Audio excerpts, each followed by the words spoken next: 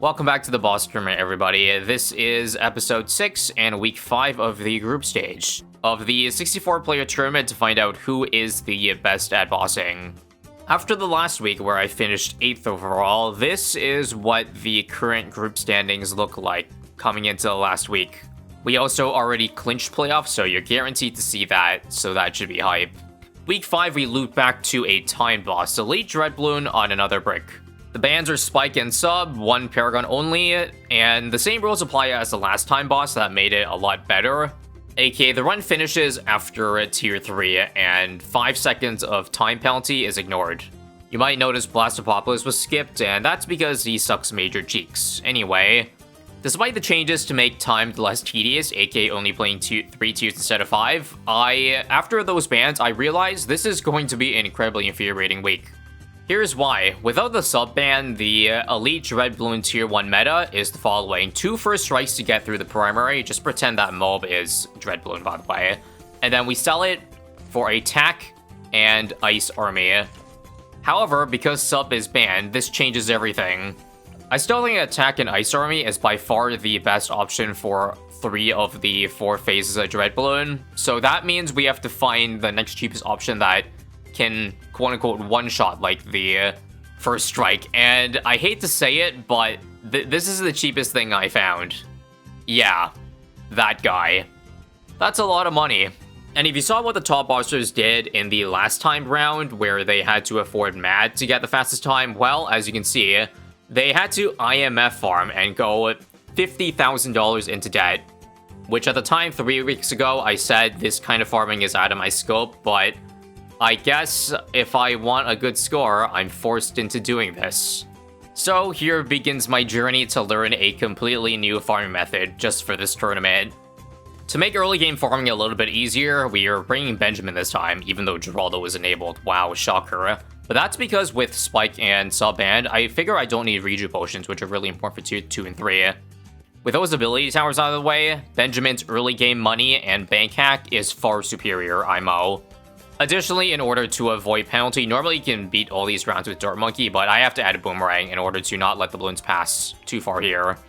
30 minutes later, no, that's not an exaggeration, I made it to round 15 where I gotta add my next tower in order to not get a penalty. And that is an ace.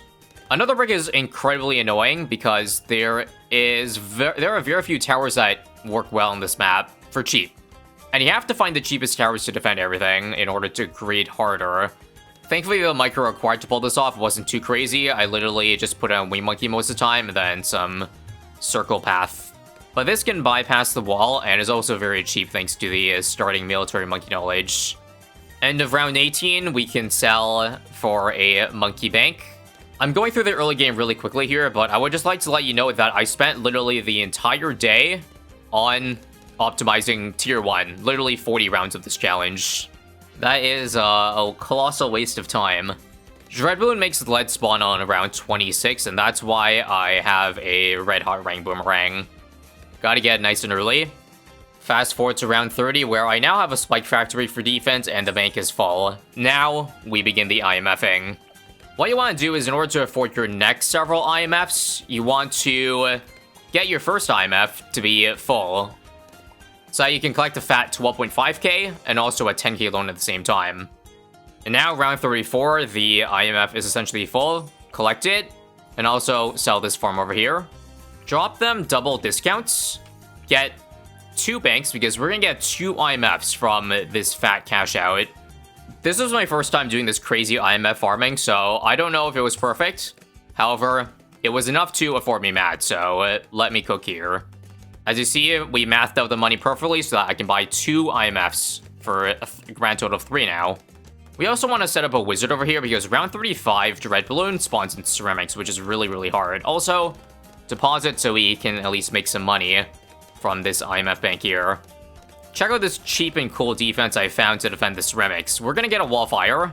You'd be surprised how Wallfire can actually defend the ceramics if I chain it with Band ability. This doubles the damage of the Wallfire, and look at that. Put an Abandon, it clears everything. So satisfying. On round 36, our IMFs are back again, so check this out. I can cash out 2 IMFs, and then sell this Boomerang here, and get our 4th IMF loan, which gives us an insane amount of farms now, however, with $20,000 of debt. Don't worry, this debt will go even further later. Now, this part here was absolutely not part of the script, but I couldn't pass up the opportunity because there were so many LEDs this round to go for a Let's Gold.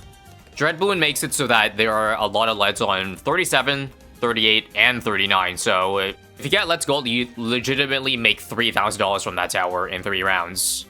So, small detour, but it still allows us to stick to the plan. Because on round 38, we're now going to set up IMF farm number 5. This is the last one we're going to need into tier 1. It's great because 2 cash outs are exactly enough to buy an IMF, a new IMF. So that's how the snowball keeps going. Round 39 took a long time to set up perfectly because, remember, if I'm going for Mad, I have to get the ability charged up. So I cashed out 1 IMF loan and sold it early to get the Rocket Storm. This is the only ability I need. Before this round ended, I also wanted to cash out even more by going for that. And after half a day of farming, I was finally ready to attempt tier 1. We're going to lock the Mad in place. And there's a very important thing you need to know about IMF farming to squeeze out even more money. I have to have 1 IMF that is almost fully paid off the loan. As you see, only $48 to go. So in this game, anytime you make money while having IMF farms, only 1 loan is paid off at a time, which means if I, say, make a fat chunk of 10k at the same time, this means I only have to pay off the loan of this guy here, which means instead of getting $6,000 because the loans are, you lose 40%, I get pretty much the full 10k. So this is how I squeeze out an extra approximately $4,000 this round. Pretty crazy, isn't it? So let me take you through how my tier 1 kill is going to go. It's going to be a very slow kill because I want to show you the steps I need to do. So take out these loans here, sell, sell, sell, sell, and as you can see, I can afford Mad with all those extra stuff, so quite a bit overkill. Then I use the ability, then I sell it to get a Sewer Brittle and 3 overdrives. I'm just gonna catch that so I don't die, so I can continue to show you what I'm going to do. We added embrittlement, we added jungle drums, and we're going to stop there. This proof of concept kill is about 37 seconds, 40 seconds total, which is okay, but if I am much faster, it can be a good 10 seconds lower. I also don't survive the rock balloons because I think they take away a lot of lives. In my optimized run, I'm also going to sell the Let's Go because that's a lot of LEDs that could be eaten up. And wow, I do survive with 4 lives in this run. That's pretty good. And in my official run, I'm also going to optimize by probably putting the Sewer Brittle in range of the flavor trades so I can get more sell back, because right now I'm still $23,000 in debt. This IMF strategy, while broken, really leaves you broke in, like, for the rest of the game. So when I would normally have like $40,000 after beating tier 1, I now only have, after selling everything, a sad $32,000 while having to pay back 14k. So now let me show you the hilariousness of my best tier 1 attempt. I say hilariousness because, well, just take a look at this gameplay. Should I say take a look because you're literally just looking at the pause screen for 90% of the time. But unfortunately, I have to do this. All the top boxers do this because pausing the game allows you to think of your next move and stop the clock so you can do it correctly, because there are literally 20 consecutive moves I have to make in a span of 4 seconds. Imagine trying to muscle memory all of that like it was a race or something. Anyway, our pausing is done as we finally have our full defense of 4 overdrives, and we beat tier 1 in just a tad under 25 seconds, so that was my best run. But now comes back the pausing, because unfortunately I took too long to beat Dreadbloon that round 41 started, and I don't want to lose all the money from this round, so what I had to do was quickly sell all of my defense and get more money back with flavor trades, of course. And then get whatever Balloon Trap, Monkey Town, Rubber to Gold I can get for this round. It's very important to get the Rubber to Gold because there is so many LEDs at the end of this round, so that is what I did in between all the pausing.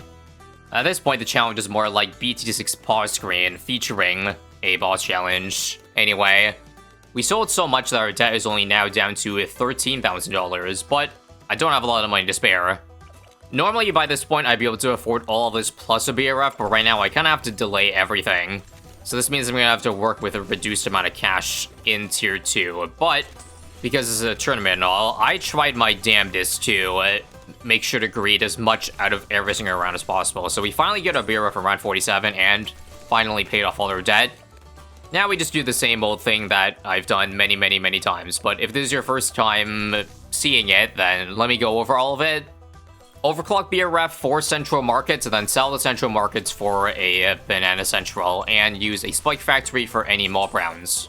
My average round for getting Banana Central is approximately 51, 52, but as you see this time, I am just a little bit behind that. Middle round 54 we can afford it, but honestly, considering how much I loaned out, I'm pretty happy with getting it this round. We had a third trap for defense, and this time I made damn sure to get every single extra crate from Overclocked Banana Central. For those who don't know, a normal Banana Central gives you 5 crates, Overclock gives you 9 of them. But the thing is, Overclock doesn't have full uptime, so that's why I'm getting 2 Overclocks. They're gonna be both for the Banana Central. This, in fact, is efficient because there are some rounds where missing Overclock will cost me 1 or 2 crates, so that's like $4,000. It's a big deal to not miss any crates. And now let me update you on round 60, where I have pre-bought a lot of my defense already, mostly the abilities, as you see. First off, let me show you how quickly I recovered from my debt. We sell everything on the screen, just as an example, and we have $310,000. For reference, in the hedge week, I had 360k, but I didn't use IMF loan, so considering that, 50k down is pretty good. Is it enough to compete against the very best players in the world? Doubtful, but we'll see. Anyway, we're gonna pre-overclock the meta, then sell that overclock so I have more money for other defense. Just like tier 1, I'm gonna use this guy to blast through primary, and then have a crap ton of primary damage for the last 3 skulls. So let's get a primary mentoring here for free tier 1s and more range. For your FYI, I pre-charged a Plasma Monkey Fan Club, a Glue Strike, and Overclock, and Called Arms. This defense will take a while to build, so see you in 10 minutes. I'm now out of money, so now I'm gonna get rid of my other Overclock. Give it on the tax zone, and we can also pre-charge Homeland. They changed this recently, so now I get an extra 60k to work with, which is pretty cool. So now we get rid of this MF to buy a Super Brittle, Cripple Moab, and I am pretty close to out of money. The last thing I'll spend on is Super Monkey Fan Clubs. This actually makes the Transform Monkey stronger because I think it doubles the attack speed, so it's actually worth it now. I messed up and I bought tier 5s first, so I lost some money from the come on everybody knowledge. RIP. If you know, you know, otherwise don't worry about it too much. This is not going to be a proof of concept run. There is going to be pausing. But not too much, I don't think. I'll probably find some better combinations that I can spend my money with, but this should be pretty fast. Press play, mad, this, glue, strike, now. And it seems like the primary layer is pretty damn slow, as you see. After the military, you barely even see the rock shield. So that is going to be a 14-second tier 2. I think we killed that at about 38.5 seconds. Pretty good, but again, as you see, I think if I go for some extra non-primary stuff, I could probably make it faster, because it was hard for the mat to solo carry. Also, what I did that I might do in my final run is I outbuff the flavor trait so I get more range, so I can sell monkeys for more money. Missed a little bit on tax zone, but I think that's alright. But let me just show you the damage counts. 12.3k on a transform SMFC, and you see like 5k less on the other door monkeys and all that. Hence why that extra upgrade is very important. Anyway, now let me show you my best tier 2. Instead of outbuffing the flavor trades, I ended up remembering Desperado existed, so we can use that ability for range, Deadeye. Otherwise, the only major change really is adding a 420 outbuff next to Mad, just for a little bit of attack speed bonus to speed up that part. And now bring on the tier 2 pause menu. One other thing I messed up in my first run is that apparently, Glue Strike, you cannot activate it during the immune to primary layer, and it still gives you plus damage on the military. You have to wait till military, so that's what I did in this run, and that ended up saving a good half of a second, and if you blinked, you might have missed the final time, which was 36.5, so precisely 2 seconds faster than my original run. Not much, but a way cleaner attempt. Sell everything, and we are left with 237k with an overclock. I forgot to mention that I pre-bought an overclock because I'm gonna get back a Banana Central, so we want to overclock that immediately. But instead of just B Central, I'm going to incorporate another new farming method. Apparently, this is the meta. You want a Druid farm. All of these are 041s, and I will probably showcase this in more detail in another video. I feel like going over one major new farming method already, aka IMF loan, is enough for one video, so I'm going to summarize things really quick here. You might not think the Druids are a very good idea because when in a time boss, once you hit a penalty, the money-making abilities stop working. But what we can do to maximize money is simply get a mob shove to stall the rounds as long as possible without getting a penalty. So find that fine line, and that fine line is still enough to put Druids on top. And I messed up in this run. I didn't shove properly, and I think I beat the round with like 15 seconds to spare before penalty, so that was not very efficient, but that's okay. Another brick is great for Druid farming. At least there's a perfect setup. Simply have Druids in the middle of the 3 rows, and then farms up and down, and then we're gonna keep building to the left, aka this part, and then up top. As you see, Druids also double down as defense. They can just defend everything, so you don't have to buy stuff. It does take away money that you could use for Trap, though, so Trap is not viable in combination with Druids. Also, since they're all 041, they don't hit lead, so we can use that to stall out rounds like, say, 63 with no Moabs, and they just have like a 002 glue. Take your sweet time. By the way, all this gameplay you're seeing is not of my final run because I'm live commentating, so I'm not doing everything perfectly, like leaving a bunch of Druid abilities up, for example.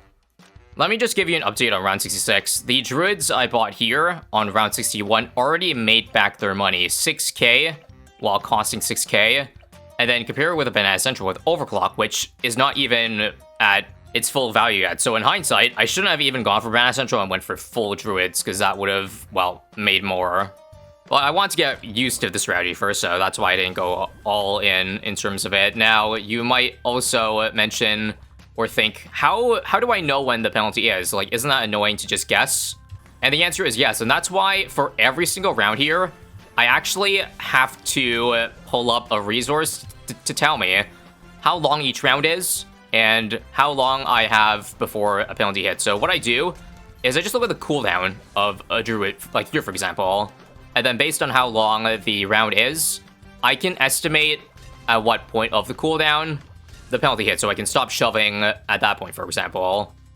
Can I also say, again, thank frickin' God for the 5-second penalty buffer room, because there were some rounds where I accidentally went into a minor penalty. That's why I got an Assassin.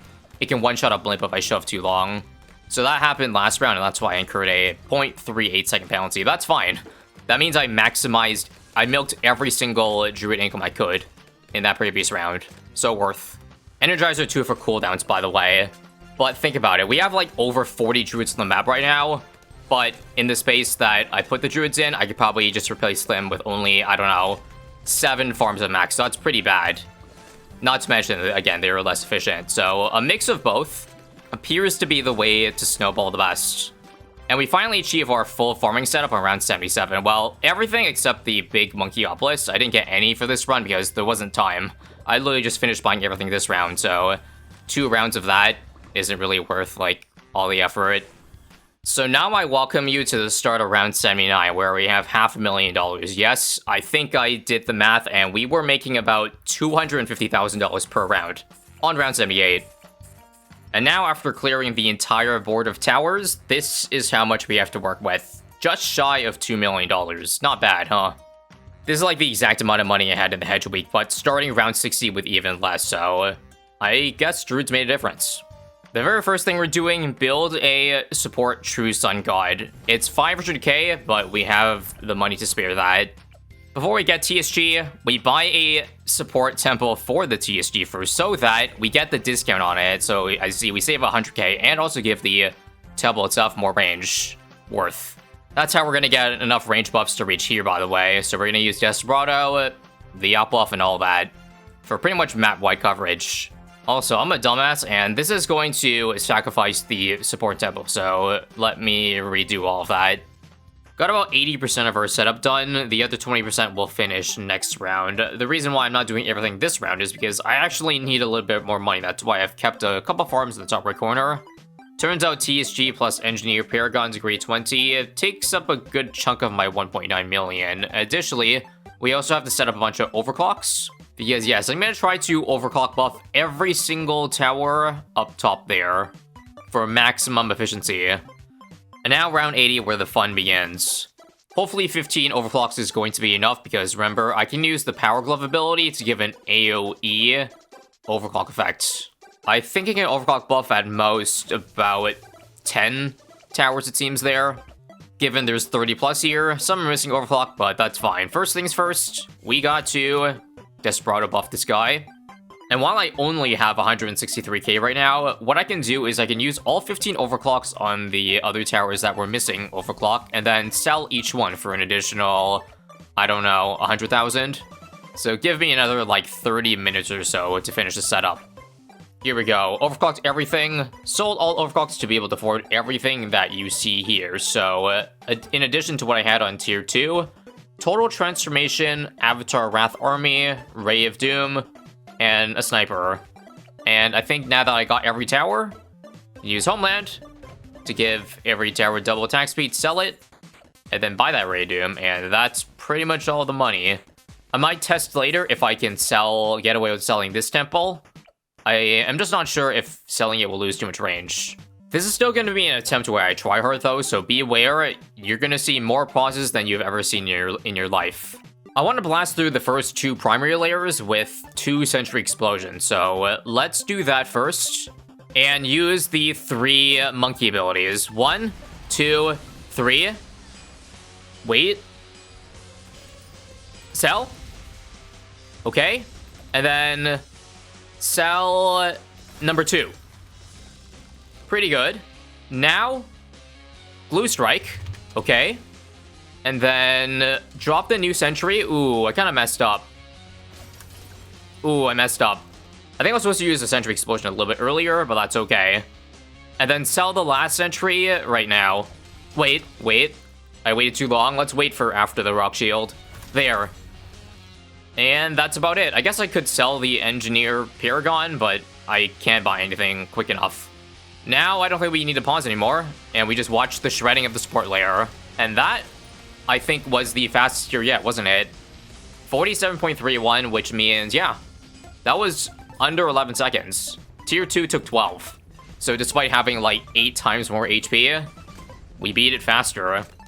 I'm pretty happy with that attempt, but I'll see if I want to do a couple more runs to see if I can shave a couple of seconds off, or milliseconds off.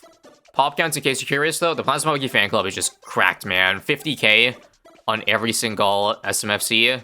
More than an overdrive in the perfect spot. How is Total Transformation doing? Only 12,000 damage. Avatar Wrath was decent. Mad was pretty good. Ray of Doom was pretty bad. Elite Defender wasn't that great, and yeah. Let's see what our final time is. 48.10. But remember, I did incur a penalty, so it's actually 47. It only took 4 attempts, I think, to get the perfect execution. Most of the time save was in just timing sentries better, but additionally, I was able to sell that support temple Stanva earlier and add 7 Sun Avatars over the wall, because yes, if you give Ultravision to all of them, they can see over and do some damage. Probably help shave, like, I don't know, 3 frames anyway. The order of Sentry Explosions goes primary, magic, military, with 3 of the 4 being on the Ceram Shield. So we buffer the first one to go now, and then the second one as soon as I can. And then, back to back. You hardly even see the Ceram Shield of the military. Glue Strike, time the Sentry Explosion on the magic perfectly, and yeah. That is what peak time bossing looks like, folks. All in all, I end up saving a whopping exactly 1 second, actually. Our total time for 3 tiers minus the penalty is 46.34 seconds. Let's see how that stacks up by the end. The group stage is over, and here are the top 3 scores to this round. Much lower than me. So despite what I would estimate to be 10 to 15 hours in this timed run, now you still got a lot of work to do to catch up to the top 3. By the way, top place is not actually macking rules, it's just somebody being an imposter. What Felicia did for the 28 seconds tier 1 is mad as well, but even more IMF loan debt. 50k for a Plasmonkey fan club. I wanted to use ability so badly on top of mad, but I was just not good enough at farming, IMF farming, to get mad and that much extra stuff. So my tier 1 was completely cooked, and even despite having much more debt than me, they are still able to outfarm me on tier 2 with a support temple to boot. And then tier 3 with a VTSG and 500k extra spare. Yeah, I guess we can consider all those hours spent as practice for the playoffs, by the way. I assume all the other top players also put tens of hours into all these runs here, so it's not like they sleepwalk their way into a top 3. Jandolf at number 2, surprise, surprise, also did IMF loan. Apparently you don't actually have to IMF loan because there's another non-mad strategy, the Final Harmonic plus Solver combo, which I never tried and I really should have because it was pretty much as fast as mad if you thought about it, and it's also not as expensive, so you don't have to IMF loan as hard. Jandolf still did though, and despite having again way more debt than me, they are able to afford a goddamn temple on tier 2, and yeah, just a lot for tier 3. It's not just a gap between me and the top in terms of time bossing, it's like a canyon. Hopefully there isn't too much timed in the first round of the playoffs, because yes, we have made it and qualified into the playoffs as the 3 seed in my group, as you see. In case you're curious, my overall ranking was also 8th place. There seems to be a common trend, eh? Granted, this week there were only 20 real submissions, so a lot of people just flaked, probably because they didn't have a chance to make it. So that 8th place technically isn't as good as the other 8th that I got previously.